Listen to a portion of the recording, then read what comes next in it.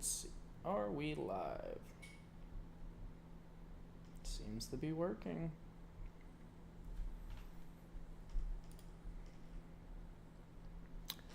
Live on Rumble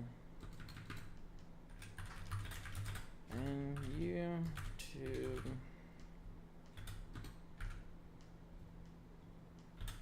Have we lost the plot? Let's see. Let's get this up. Come on, Rumble. Are you working? There we are. Oh, mute that.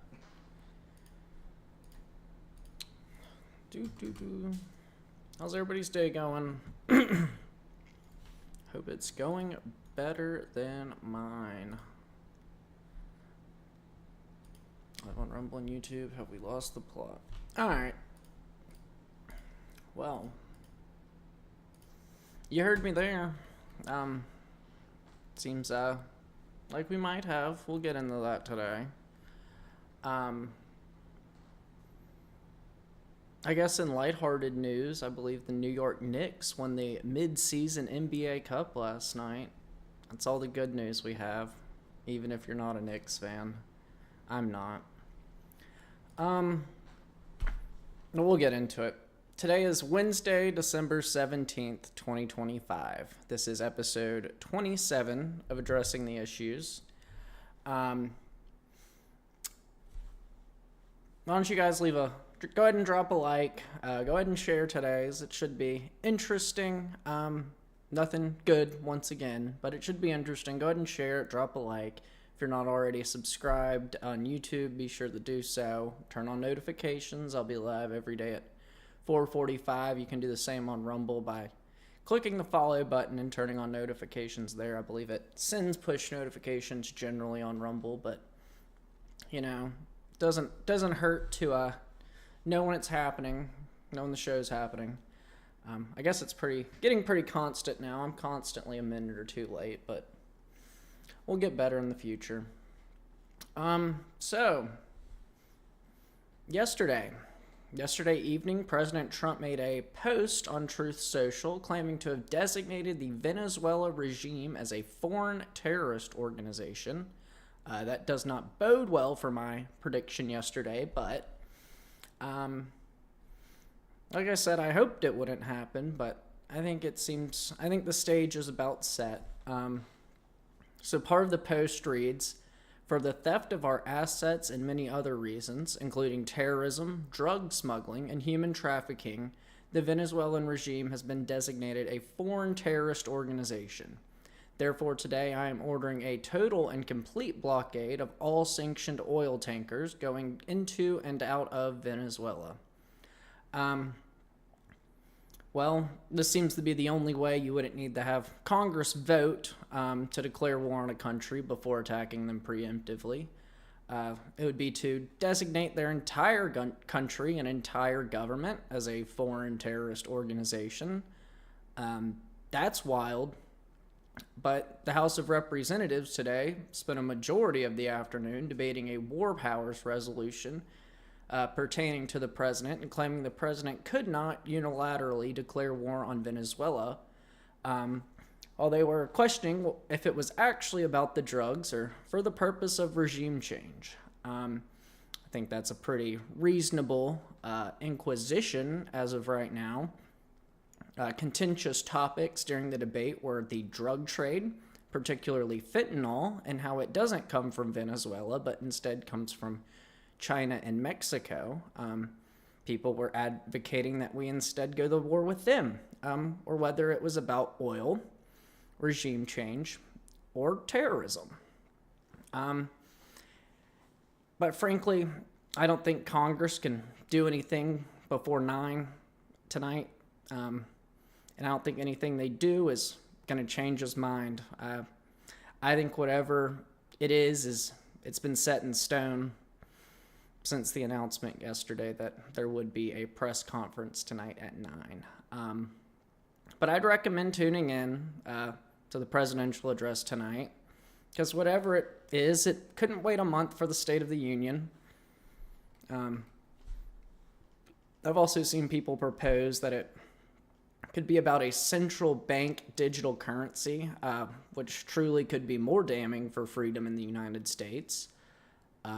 This could allow the central bank to control access to funds of American citizens, allowing people to be punished by not having access to their money for things such as simply expressing their freedom of speech. But either way, whatever it is, I still think it will be I think he will announce that we have either A, struck Venezuela, or B, invaded. But either way, I can't imagine whatever is said tonight is going to be good, as it couldn't wait just 1 month for the State of the Union address. But that's where we're at now, so I just recommend everybody tune in tonight at 9, see what's going on. It would be a terrible mark for the President of Peace to start a conflict like this, but I think it's all pointing towards that direction, unfortunately. The FBI, or I guess in another story, FBI Director Dan Bongino is, according to reports, clearing out his desk in preparation for a departure from the FBI. Reports are that it could be as soon as this week or as late as mid-January. Rumors are that Dan Bongino will leave his position and return to his career in podcasting in time for the 2026 midterm elections. What I would say to that, Dan, don't come back. You dug your grave joining the FBI, and you got nothing done. You need to figure it out, the FBI, and then you can return after the 2028 elections. But in my opinion, you've tarnished your record. And backing down now in less than a year would leave you truly disgraced as a person to I guess, look up to listen to. So don't quit now. Get the job done you signed up for, this job you promised to do. Or simply just don't come back into the public sphere. It's absolutely unreal what's going on there. Just minutes ago, President Trump talked to the media. He claimed, he stated, Dan did a great job. I think he wants to go back to his show. Don't come back to your show yet. Get the job done, and then you can come back in 2028, and then, everybody will appreciate you. But as of right now, you've dug a hole, and it's time to lay in it. And more, I guess, FBI news in a way. Jack Smith testified to Congress today that there was proof beyond a reasonable doubt to raid President Trump's Mar-a-Lago home. This is not corroborated by the FBI memo from the Washington field office released yesterday. We went over that. It read that President Trump was both willing to work with investigators and that there was not probable cause to raid the residence. He claimed investigators had gathered credible evidence that at the time, former President Trump had broke the law by hoarding classified documents at his residence, and that he obstructed the government's efforts to recover the classified records, which is the exact opposite of the memo released yesterday. He testified to the House Judiciary Committee today behind closed doors after roughly a month ago he offered to testify publicly to the committee. At the time, President Trump thought this was a good idea, do it openly, but they did it behind closed doors today. President Trump also claimed that there was no way he could answer the questions that would be posed to him. But I guess we'll find out from the lips of our legislature whether he could answer those questions or not, because it was behind closed doors. It wasn't broadcasted anywhere. So we'll have to hear it secondhand what happened.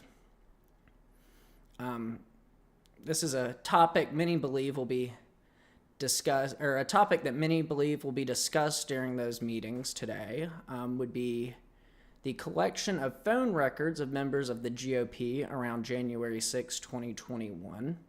I think it's a lot more likely that we'll have a lot more responses on that than we will about the Mar-a-Lago raid. I think that will fall secondary to people's own personal concerns. But in the future, we'll see if anything comes out of today's hearing.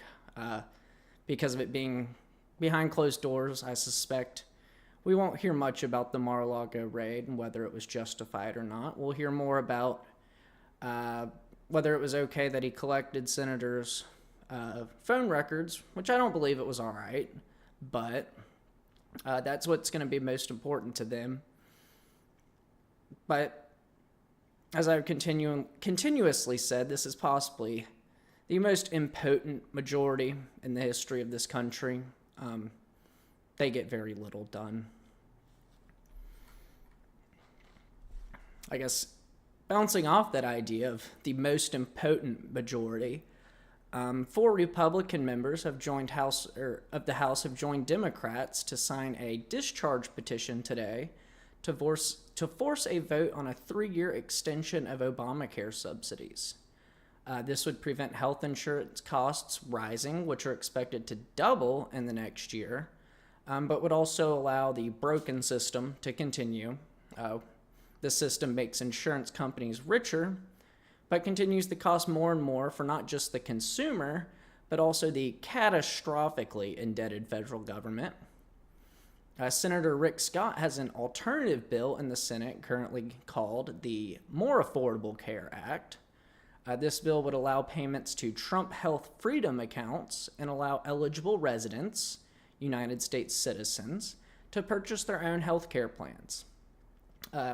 These two are almost exact replicas of the bills that both failed to pass the Senate last week, both with votes of 51 to 48. I think I talked about that last Wednesday, maybe just a week ago. But there's 2 ways I see this going.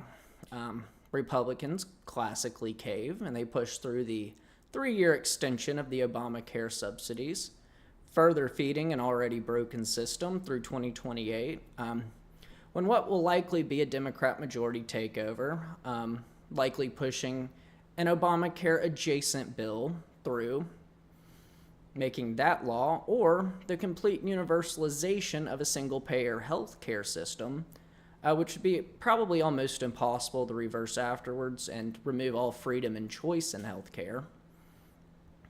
And the alternative is Republicans could get rid of the filibuster and push through the More Affordable Health Care Act, ensuring healthcare freedom and putting the power of choice back in the hands of the consumer, not the government and insurance companies. Whether they will get rid of the filibuster, the procedural vote is up in the air. I doubt they would. I think they're going to procedure themselves into unemployment next year. Like I said, they're super impotent. They don't get anything done. They aren't unified, and it's going to be really hard for anybody to vote for them come midterms next year. That's how I see it. I think they're digging their own graves, kind of like Dan Bongino when he joined the FBI. In another story, last night at the White House Hanukkah party, it was announced Miriam Adelson had pledged $250 million if Trump would break the law and seek a 3rd term. The two-term precedent was set by George Washington after a 2nd term. He did not want to die in office at the time, and he wanted Americans to consider the presidency. He did not want Americans to consider the presidency a lifetime appointment or a monarchy. This 2-term limit was then signed into law after Franklin Delano Roosevelt served 4 terms in office, in which he took advantage of the outbreak of World War II and proceeded to run and be elected for 3rd and 4th terms. This 2-term limit is there for good reason. And much like the case of George Washington's, it may be best after this term for President Trump to focus on his health and retire at his beautiful estate, much like George Washington's. He's already falling asleep during meetings. So I don't think there's any reason he should hit the campaign trail and become unfocused on what needs to be done this time. We've got a lot more to get done, and we haven't gotten much of it done as of right now. There were a lot of promises made on the campaign trail that have not been fulfilled yet.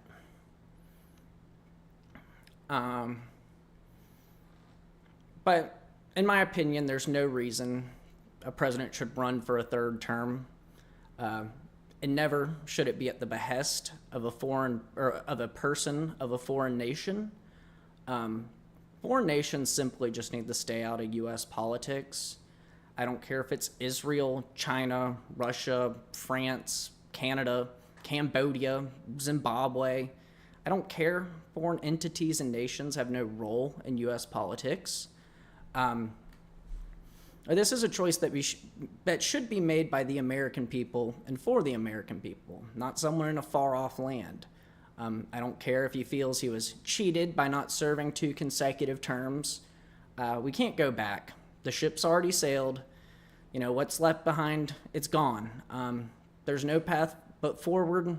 We don't get a redo on 2020 and 2028. The only option left is where we choose to go next. Is where we go next going to be where a foreign entity wants us to go, or should we blaze our own trail and determine our own future? You know, I vehemently and fervently choose the latter.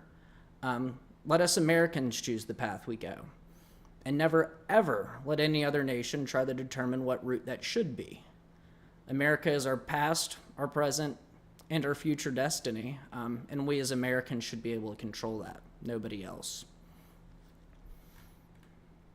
But if this past week has done anything, it's confirmed to me that we've completely lost the plot.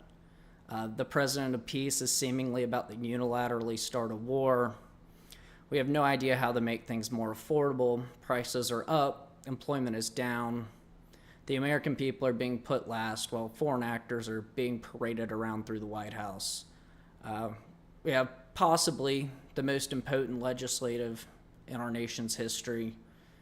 We can't maintain law and order inside of our own country. You know, but hey, at least we got goofy plaques underneath presidential portraits at the White House today. I mean, what are we even doing? This mandate is almost halfway over. This mandate, if you want to call it that. It's almost halfway over. And this time next year, I bet, not I bet, I hope most of these people are already cleaning out their offices and heading home. I don't think I'm even tired of it anymore. I'm exhausted. I'm exhausted of what's going on. But in other news, Jared Isaacman was confirmed as the new administrator of NASA today in a 67-30 vote. That was less than an hour ago.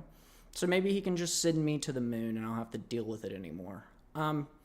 But yeah, that's about all we have for the news for today. I guess most of the news will come out tonight at 9.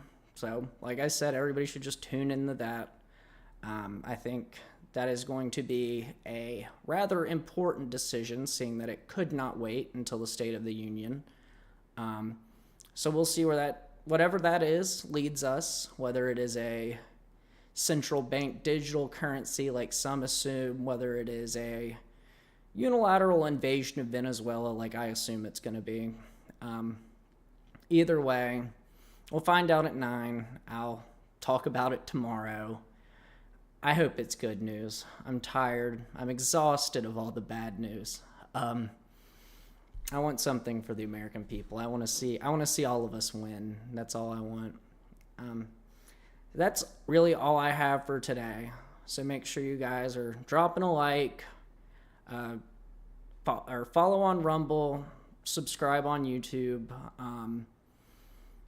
share this, make sure everybody tunes in tonight. This could be a rather, impactful decision of whatever's spoken about tonight. So we'll see where that goes. It could change the trajectory of this nation entirely.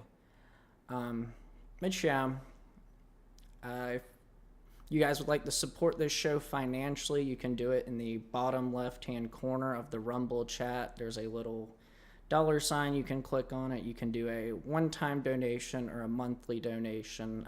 I appreciate anything you guys can do to support this show.